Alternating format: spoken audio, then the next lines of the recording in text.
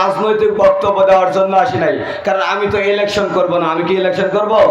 যারা ইলেকশন করবে এরা রাজনীতি করবে। আমি ইলেকশন করব না, আমি রাজনীতি করব না। আমি কারো বিপক্ষেও বলতে চাই না, কারো পক্ষেও বলতে চাই না। কোরআন যা বলে আমি তাই বলবো। যারা মানবেন তারা জান্নাতি, যারা মানবেন না এরা জাহান্নামী। কথা কি বুঝাইতে পারছি ভাই? একটু আওয়াজ দিয়ে বলেন কথা ঠিক কিনা।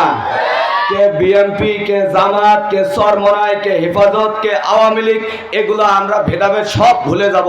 ভুলে যে কোরআন একটা, আল্লাহ একজন, রসুল আমাদের শেষ নবী, এটা বিশ্বাস করে কোরআন নামের কিতাব দিয়া 53 বছর পর্যন্ত বাংলার জমিনে কোরআন নামের কিতাবটা রাষ্ট্রীয়র ভিতরে যায় নাই। কথা বলেন ঠিক কিনা। আমি দেখি নাই, বাবাজিরা দেখেছে, আমার বাবা দেখেছে, আমি 16 বছরে যাহা দেখেছি একদিনও তারা কোরআনের আইন চালু করে নাই সংসদের মধ্যে। কথা বলেন ঠিক কিনা।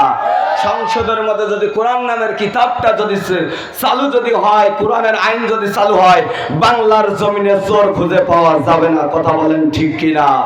আমার ভাইরা, আমার বন্ধুগণ, দেখেন না, এমন চোর মসজিদে গেলে নতুন জুতা নিয়ে গেলে আর নতুন জুতা ঘরে আসে না। কথা বলেন ঠিক কিনা। এমন চোর ভাই আমাদের দেশে ভরপুর চোর দিয়া। কথা বলেন ঠিক কিনা। কলমের খোসা দিয়ে তারা 10 টাকার বিনিময় তারা তাদের ইমানটাকে নষ্ট করে। কথা বলেন ঠিক কিনা। সামনে আবার ইলেকশন আসছে, দেখবেন একটা ভোট 10 জনকার কাছে বিক্রি করছে। কথা বলেন ঠিক কিনা। আরে ভাই, আপনার কি ইমানের কি দাম নাই? এ মুসলমান, ইমানের কি দাম নাই? তাহলে আপনারা এই 10 টাকার লোভে পড়ে, 1 কাপ চায়ের লোভে পড়ে একটা ভোট যদি 10 জন কাকে কয় আল্লাহর রাস্তে আপনাকে সিল দেব, ভাই আপনি তো মুনাফিক হয়ে যাবেন। কথা বলেন ঠিক কিনা। আর মুনাফিক কোনোদিন জান্নাতে যাইতে পারবে? মুসলমান, একটু কি কথা কি বুঝাইতে পারতেছি? কথা বুঝাইতে পারতেছি? তাহলে আমরা দেখব দল মত নির্বিশেষে কোরআন নামের কিতাব আমরা সংসদে দেখতে চাই। কারা কারা একটু হাত তোলেন। লিল্লাহে তাকবীর। এই আওয়াজ হয় নাই? লিল্লাহে তাকবীর। আল কোরআনের আলো। একটু দাঁড়ান। ঘরে ঘরে কত বছর জ্বালাইছেন, কোরআন শরীফ আছে ঠিক, ঘরের মধ্যে তেলাওয়াত করার মতো মানুষ নাই। কথা বলেন ঠিক কিনা। যখন আজকে এশার নামাজের সময় আমি যদি হাত তুলতে বলি, এখানে অনেক মানুষ আসছেন, যদি হাত তুলতে বলি ভাই একটু বলেন তো এশার নামাজ কারা কারা বলছেন, মানে শতকরার ভিতরে 2-4-5 জন দেখাবে, আর বাদ বাকিগুলো দেখাবে না।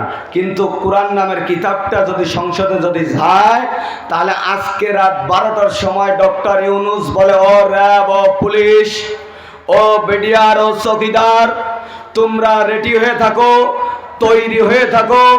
দেখো বাংলার জমিনে যারা মুসলমান দাবি করে ফজরের নামাজ পড়বে না, এদের জন্য 2 মাসের জেল, 20,000 টাকা জরিমানা। ও দিনাজপুরের মানুষ, বলেন তো দেখি কেউ কি বিছানায় কি ঘুমিয়ে থাকবে? এটা আওয়াজ দিয়ে বলেন, ঘুমিয়ে থাকবে?